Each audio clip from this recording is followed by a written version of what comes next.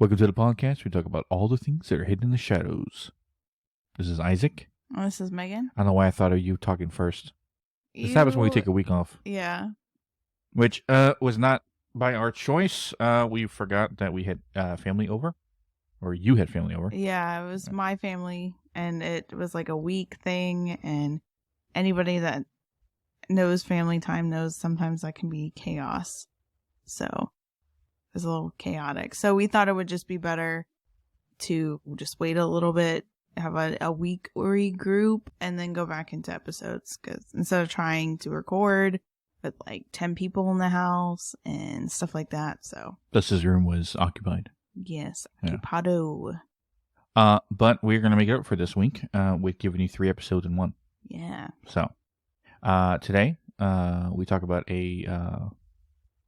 I consider it a listener submission episode. No, it's not a listener submission. Request. It's a listener request. They wanted to for us to do a little bit of research on the subject and then kind of put our opinion on it and our viewpoints about it. Because it's something that this person definitely was intrigued by and wanted to just hear our opinion about it. So, What was it? Sydney. Nice. Today is all about Raw, the Law of One, and everything surrounding it. But that's today's episode. What are news flashes for this week? So you're going to get this today, which you're listening to. You're going to get Shadow Walker Part 5 on Friday. And then Dow, testimony episode, on Saturday. And if I have to give any endorsement to a listener submission story, now I know we have the ones in the past from Barry and Mariah and Mike and Christie's testimony episodes of how we helped them. But nothing against the others, but when it comes to Dow's, her situation, her story was very dire. And you hear the emotion in her voice when she expresses her gratitude, especially how everything was before and how everything is now. Yeah. After we helping her, stuff like that. So, and I think it's interesting too. You also hear the perspective of Mike in that episode. Oh yes, he's in there as well. Yeah. From Unknown Paranormal. We worked with him on this case, and yeah, it's super intriguing too. Like to hear like obviously us and then another paranormal team working together to help somebody, using all of our assets to the best of the ability. Like obviously your ability, my ability, plus the Unknown Paranormal's stuff as well, to be able to help somebody. So a great example of collaboration and like unity amongst other paranormal groups coming together using their best abilities to help somebody. Now I know I said before in Shadow Walker Part 4 I wanted to almost put a year, but then I remembered when I recorded that in November of last year. And between then and now, a lot has happened. And there's a lot of context in Dow's episode that I need to do Shadow Walker Part 5 in order for you to understand. Otherwise, you're going to be clueless. And normally, I don't know if Shadow Walker Part 4 had me in it. But no, you were in Part 3, actually. Yeah. So I will also be joining Isaac on Part 5 to kind of put my little 2 cents in. Not much on Haunted Updates, other than us kind of working our abilities remotely in several different cases. Which nothing to I don't know what's the word. Nothing newsworthy? Out of the norm. Yeah, nothing out of the norm has. Well, I mean, it's happened. Well, out of the norm, but some aspects I'm going to bring up in Shadow Walker Part 5 of these, what I have been doing, helping these people remotely and stuff like that. But nothing like majorly, taking down demons or anything like that. But on to today's episode. Now, we were asked to do this, and to be honest, I had no freaking clue about this even existed. The whole Raw Law of One thing. And from what I've read and from what I've listened to, it's not a religion per se, but it's kind of in the aspects of becoming one. Because it has a deity, has a form, it has a entire perspective, a way of living, as any other religion in the entire world has.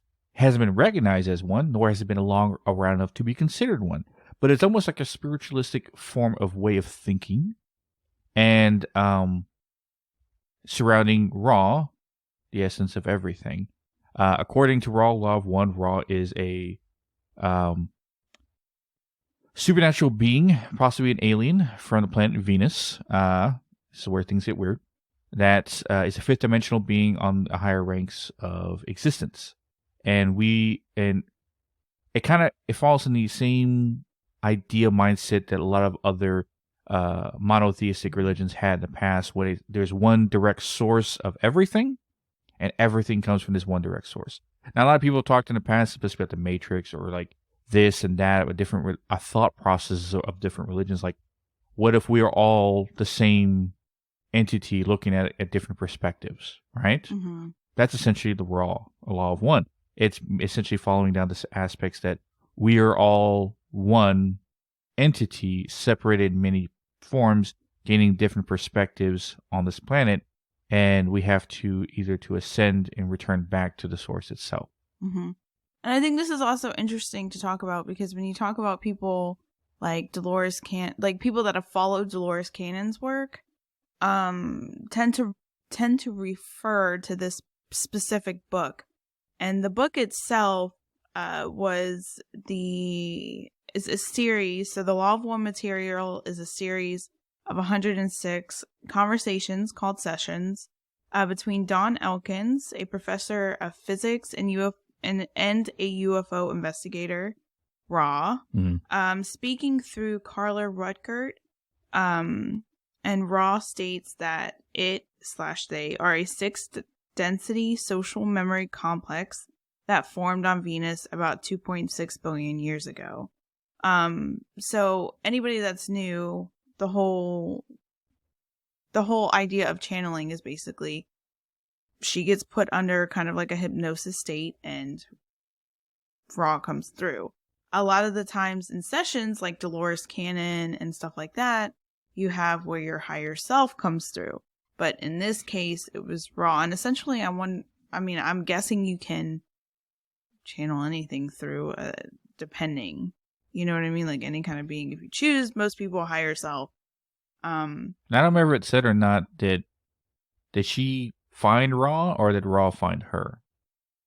Apparently, Ra sought out them specifically to deliver this message. Apparently, there was a TikTok that I watched that went into it, because there's a lot of TikToks. And that's another thing to also mention, is a lot of the TikToks that talk about Dolores Cannon's practices and things that she found out as well also mention this book. So, like Michael Armstrong, I think, had a couple of videos talking about this book. And then there's another guy, I forgot his name at the moment, but he also, he's like in the top 5 of those TikTokers that specifically talk about new age, spiritual, like past lives, like that kind of stuff. And in the sessions, there's talkings about pyramids, UFOs, that kind of thing. So it's kind of interesting just to hear that perspective, I guess. But we're not going through everything, because that would take forever. And if you want to learn more about Raw of One, other than what we talked about today, there is a whole podcast dedicated to it that's at 152 episodes, still going, and each one is an hour long. So you can see why we're doing a short overview of everything we know, because it would take forever to try to get through it. But we're just wrapping it up in a short overview. So if you expect us to know everything about this, tough shit, because we're not going to go through all that. Yeah, it's a lot. Yeah. And we're not dedicating this whole podcast to 152 episodes to something that like this. So, but if I had to point you in direction, that'd be it. Yeah. So. And probably in our episode description, we'll put the link, because Sydney was kind enough to actually send us a link that broke down all of the different conversations. And like I said, the categories go from everything from balancing to like extraterrestrials, densities, Earth history, energy centers, higher self, specific law of one, like things you should be doing during meditation, positive and negative paths, things on objects, people, pyramids, Ra itself, solar system history, tarot. Like, it's extensive. UFOs, white magic, like all of that. It goes all into that. So yeah. And this was done during, I don't think I even said this, but it was done during the 1980s, different times. There was, from 81 all the way, there's countless sessions. There's over 106, like I said, and it spans all the way to March 15th, 1984. So 3 years of this sessions. Maybe hence why we're not short overview. But what is their edict of the law of one? What is it? What is it? The law of one say? Let's say. Okay, so this is actually coming from what was transcribed. So, I am Ra, the law of one, through beyond the limitations of name, as you call vibratory sound complexes, may be approximated by stating that all things are one, that there is no polarity, no right or wrong, no disharmony, but only identity. All is one, and that one is love and light, light and love, the infinite creator. So it's basically like we came from source, and everyone eventually goes back up into source, or God, essentially. Raw. Yeah. And you and I are of the same thing, but one TikTok creator said it perfectly. It was like, we are all the same recipe, but different ingredients. If that makes sense. You made the same recipe with different ingredients. They all taste different. That's true. Maybe I said it wrong. Maybe. No, we're all the Same same entity looking at the same thing with different perspectives. I guess so, yes. If you split yourself in many, many different forums, you're trying to gather as much information you can. Why here? I don't know. There's a lot of foundations of the earth of why it's extremely perspective of gaining things, but that goes almost against Loris Cannon's idea of that you keep repeating your life over and over again until your soul reaches a higher conscience in order to go to the higher dimension. Mm-hmm. Now, I can see why an alien enthusiast would even be extremely interested into this whole idea, because being channeled by an alien that says, I am a high dimensional being that has existed forever from the planet Venus, and here to give man peace of mind and help mankind evolve to a higher dimension, right? Mm-hmm. Which you ask anyone in the spiritual world, especially in the spiritualism world, about reaching a higher density, reaching a higher consciousness, right? Mm-hmm.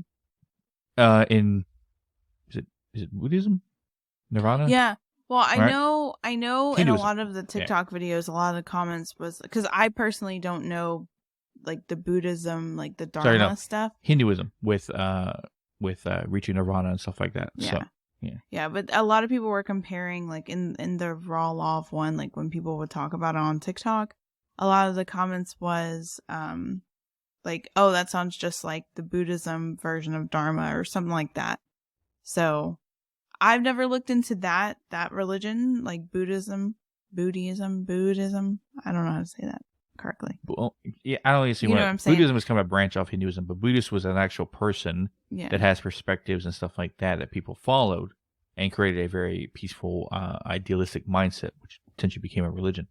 But Hinduism was essentially the one that had the whole reaching nirvana in a higher state of mind. You to reach back to the source itself, which I forgot the whole name of. When basically you reach a higher self, which that goes into a lot of different perspectives of a lot of different religions. Saying raw law of one is a new concept is not true. It is almost an old concept, rethought and reimagined. Now, what makes this extremely interesting is that it comes from supposedly an alien source. Now, there was always that theory that aliens are high-dimensional beings. This allows some proof to it. Now, if you don't want to look at the spiritual side of everything, you want to look at the alien side, that makes it just as interesting. Because this is an alien being that wants humanity, or at least the souls that are within these vessels, to reach a higher consciousness in order to reach up to it. more than any alien species has done before. Does it make Ra particularly different from all the other alien species, or does it make Ra higher than them? And that's an interesting question. Now, I remember listening to different podcasts about it and stuff like that to gain a perspective on it. And they asked, one of the questions was asked of Ra, are you the Ra from Egyptian pantheon and stuff like that? And it said, yeah. But at the time, mankind was just early starting out, stuff like that. And they already had a pantheon of religions, where they had a pantheon of gods and stuff like that. And it kind of just put itself in there. And they already worshipped, the moon, the sun, the sky, the earth. They had different gods for different controls of nature and stuff like that, which did help a lot because that's what the perspective that Ra was trying to get along is, being one with everything because everything is one. So it kind of how Ra fit itself in there. Was Ra called Ra before? Probably not. It's probably called something else. But Ra was called Ra during that, and that name kind of stuck. This is my assumption, because why would in the 80s this alien come back to humanity again, trying to teach the same thing over again, but then call itself Ra? Well, I remember reading in one of the spots of the book, it was saying that they originally came down once before, spread the message. Along the way, the message got misconstrued, and these 3 people, the Don Elkins and the channeler and the scribe, were specifically chosen to channel through the message again, because what they had said, or what the message that they originally dropped off, I guess. I hate to say that. That sounds weird. But like channeled through, gave to humanity, ended up getting misconstrued and then turned to something else, and it wasn't correct. So then they came back again through these 3 people and to retell the message, to re-get it out in the correct way. So, in alien species, there it is. I was looking for the headphone jack. Sorry, I was looking for that before we were recording, and now it's right there. Anyway, my ADHD mind get distracted easily. Anyway, and now I just lost my train of thought. Damn it. Nice. Oh, okay, that's what I was saying. I find it interesting that alien species itself wanted to help humanity reach a higher self-consciousness. And it makes you think about other gods and other religions where they other alien species trying to do the same thing from different perspectives. That adds a question and a lot of other things. But what specifically about Ra is essentially creating a mindset of peace, love, and light, right? Mm-hmm. Now, here's where I have a problem. And it contradicts everything that we know of evil, because we have combated evil for the last 2 years and have major impacts with it, with darkness and evil entities and negative entities, regardless if it's, demonic entities, dark entity, human entities, elementals, primordial evil, witches, regardless of what it is. Just negative entities all alone. What does Ra have in mind for that? And there was an answer about negative entities. Because Ra is everything, Ra is also negative energy as is positive energy. But then the question was asked, well, how am I supposed to serve Ra if I can't serve light and negative at the same time? Ra's answer was that choice is up to you. That is the problem with humanity, is choice. You have to make the choice whether or not. So, but he says, even if I worship darkness, I'm worshiping you. Right? There's a contradiction. One entity can't be everything. Now, I'm not saying if you believe in this whatsoever, you're wrong, and I might be misconstruing exactly what it was supposed to be said. But it contradicts what we know. And that's where you almost had me. You had me almost. But that one detailed difference of what we know from our perspective and stuff like that. And now someone's going to say, well, who the hell are you to say anything against it? Oh, I'm just a guy doing stuff. If you've been listening to this podcast for a while, is out of this entire world. Whether you believe it or not, I have receipts from people who do. So, besides the point, that's where I was like, but that doesn't make any sense. Because I have been at war with these things for a long time now, well, a couple of years now. And you're telling me that, according to Raw, it is also the darkness I've been fighting, but also the light that's been on my side at the same time. So fighting itself from two perspectives, that's where I'm like, I don't know. And that's where it confuses me, because a lot of the times people don't invite darkness in. It just, well, they do, but not purposefully. But that was asked. Like, and it Raw basically asked the person, well, what are you doing to attract darkness to you? Right? That there is some actually good points to that. Like some people with negative emotions, negative thoughts, negative thought process attract darkness to it because darkness is attracted to negative emotions, negative feelings. Yeah, the low vibration. But sometimes people are in depressed states not by choice of their own. They get there because of outside source problems, either from other people or other aspects in their life that create that moment of depression, sadness, anger, and whatever negative emotions. And in that moment of weakness, that is when darkness attacks. It attaches itself, especially if it finds you anywhere, and feeds on that. Or finds a place that's vulnerable and then creates a negative environment in order to strengthen those negative energies to feed on that as well. The answer was asked, well, how do I repel this negative energy and stuff like that? Raw's answer was to basically say, I respect your existence and need to be, but I'm not about that. Simply wishing it away. And from what we have learned, that does not work. Yeah, because we've seen people that have tried, like, there was people that have reached out to us that needed help, that have done everything from saging, banishing, in Jesus' name, get away from me, that has tried salt protection, that has tried everything you can think of, brought in priests, brought in pastors, brought in stuff, and that still stays with them. So... I had a 30-minute call with me and it's gone. Yeah. But, I believe some people, depending if your willpower is high and your vibration is high, that could work for a little bit. But depending on the strength of... Well, that was another thing, too, is that it was basically saying that someone's willpower can create repellent for dark entities, which is true. But most people's will into belief of this stuff can't bother you also aligns with this stuff doesn't exist. Only a few people in the world who, well, I'll say a few people, but not a lot, whose will is so strong, but also belief is so strong at the same time, aren't affected by these things because they can easily combat them easily. But what I have found, the deeper you search into the paranormal, the more you dive yourself or involve yourself into this world, the bigger target you put on your back. It's almost like a light within everybody.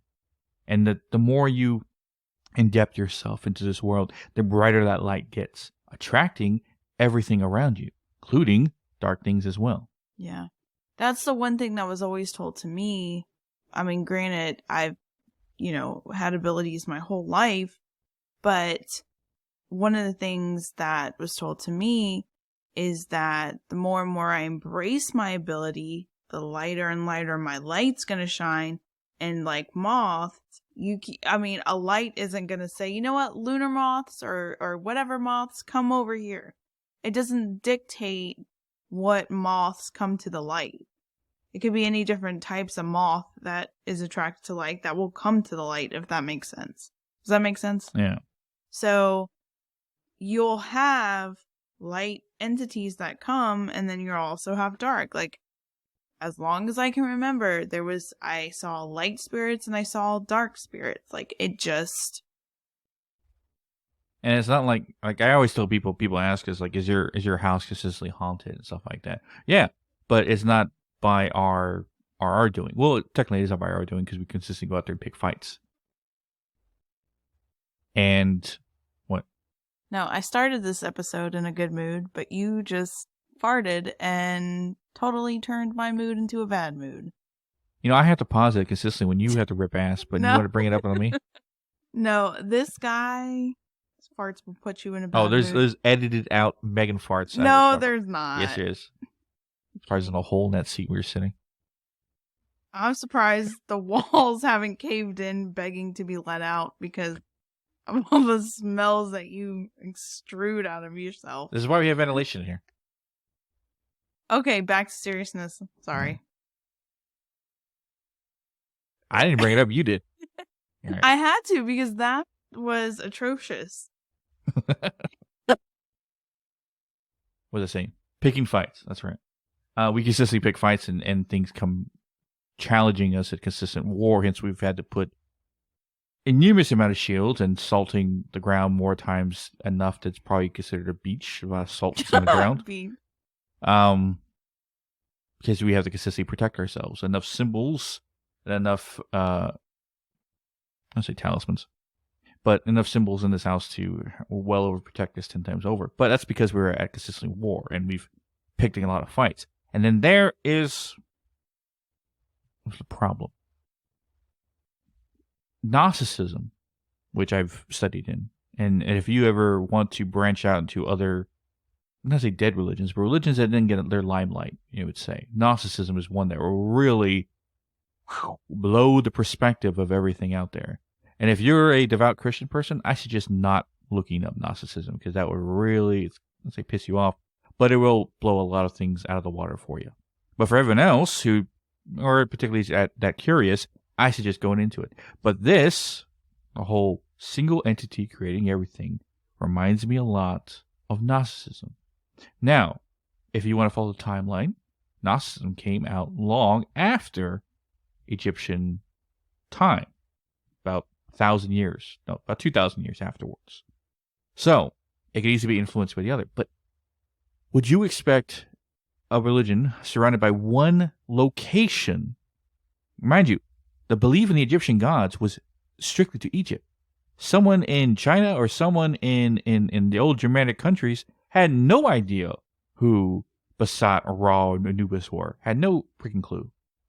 And you're telling me 2,000 years later, the same idea happens again? From influence from them. Right? I doubt anyone in Gnosticism knew anything about Egyptian beliefs and stuff like that. So,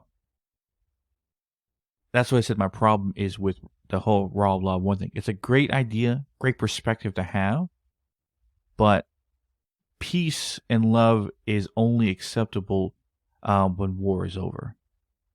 And if you want peace, prepare for war. That's a line from The Punisher. Sorry. Oh my gosh. But it stands true. It's like, if you want peace, prepare for war. Because one cannot exist without the other. So that's why I always expected, if there's a source of light in all positivity, there has to be a source of negativity and all negative, right? All negative, all positive.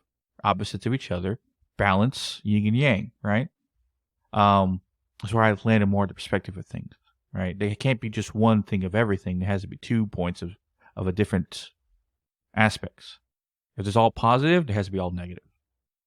And for what we've seen in this world so far, yeah, there's a lot of negative.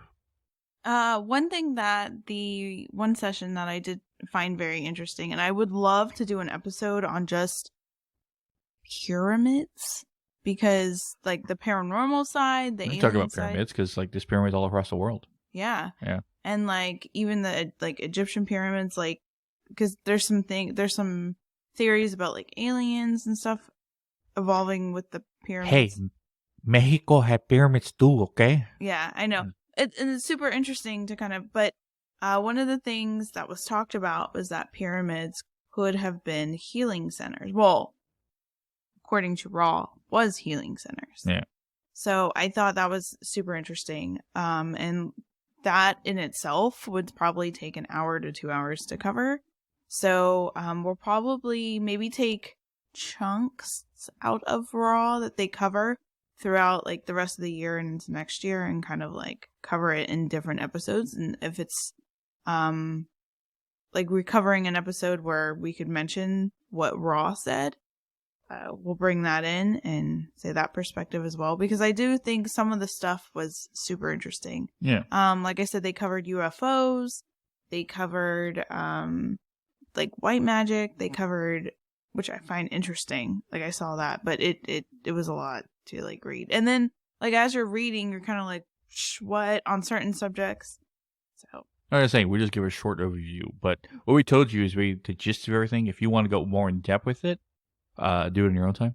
yeah, yeah, because there's definitely resources out there where you can, and I'm pretty sure a lot of the podcasts that are strictly on like spiritualism and New Age religion and stuff like that, will probably cover it. Because like I said, like Michael Armstrong, he's talked about it. He's referred to it. Some other TikTokers that talk about like that. And one of the things that Raw does talk about is different densities. You know how we talk about different, like first dimension, second dimension, third dimension, like that. They also talk about it. Just to give you guys just a little bit of insight into that. So according to Law of One, the first density is the elements. Second density is the higher plant and animal life. Third density is humans and other ET races. Fourth is positive and negative polarized. Fifth is light beings. Sixth is social memory complexes. And then seventh is approach to infinity. I just thought that was interesting. Because a lot of the times, because like when you start going into Dolores Canyon, you know, she talks about dimensions. We also talk about dimensions. There's interweaving of paranormal subjects with dimensions. And then, of course, essentially, the ultimate question to the paranormal is, where do we go after we die? Right? That's essentially what you're trying to figure out. When paranormal investigators go and they are investigating, one of the questions they're investigating is, well, do we stay behind? What do we do? Like, what happens when we die? And so I think it's interesting to dive into these subjects as well, because I mean, it's essentially kind of theorizing what could possibly happen when we die. Yeah. Well, I think that wraps us up for today. Yeah. But yes, like I was saying, if you were more interested into this, the whole aspect of it, you can dive deep into it. I think it's Raw Law of One with Gabriel Luga. He goes in deep dive and perspective. The whole podcast is dedicated to it. And here's a shout out for him. I doubt he even knows we exist. So. Also, if you're listening to this and you get reading and there's a specific section that you would like us to cover, or a specific opinion, like you want to hear our opinion more on maybe like their version of the UFOs and what we believe versus what's there and all of that, let us know, because like I said, it's extensive. Yes. So if there's a specific part where you're reading it and you're like, hey, I'd like them to talk more about the UFO aspect of it, or like I said, I'm down to do like a pyramid thing with an episode, because I think, and even paranormal activity around pyramids, because I'm sure it's insane in Egypt, like going there. So as always, stay tuned for next episode, Shadow Walker Part 5 and Dow's story, which I'll probably touch more on things in the Shadow Walker Part 5 in the episode, of course. But as always, you can catch us in our socials at Hidden Shadows Podcast on Instagram, Hidden the Shaw 6 on Twitter, Hidden the Podcast 2 on TikTok, or links to all our social media, and always you can listen to us at hiddenshadowspodcast.com. And as always, catch your widows in the next one. Yep.